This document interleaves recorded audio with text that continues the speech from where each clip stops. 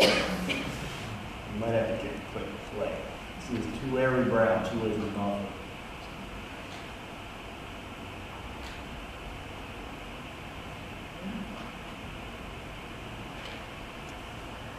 After the wave hit, the lights and the engine shut off and the car no longer moves. So I carried the children one at a time on my back across the street to the playground where they could sit under awning and stay dry while I pushed the car out the middle of the road.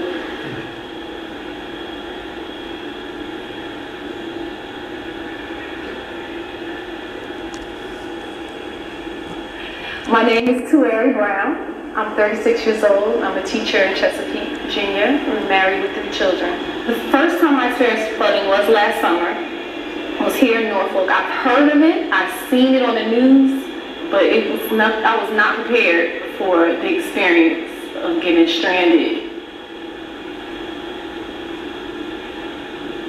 Normally when it rains so severely, the parents, especially ones who do not have transportation, will begin to walk early to come pick up their children to avoid the flood. Being inside, I did not see how bad it was outside.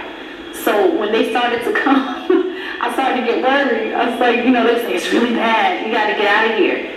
Some people who even walked to pick their kids up could not walk back.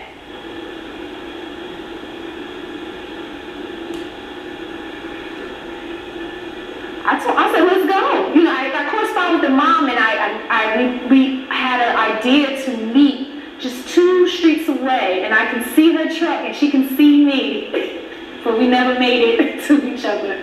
Another city truck actually came down the road towards me, and the speed of momentum and the amount of water was so intense that a wave washed over the hood of my car, and it just conked out.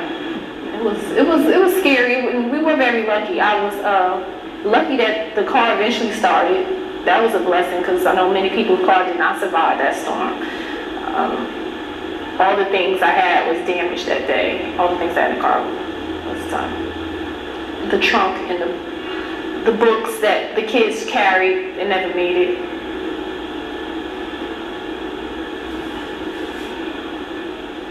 But at the time, I could remember clearly at the time, it was very, very frustrating, but I had to stay calm.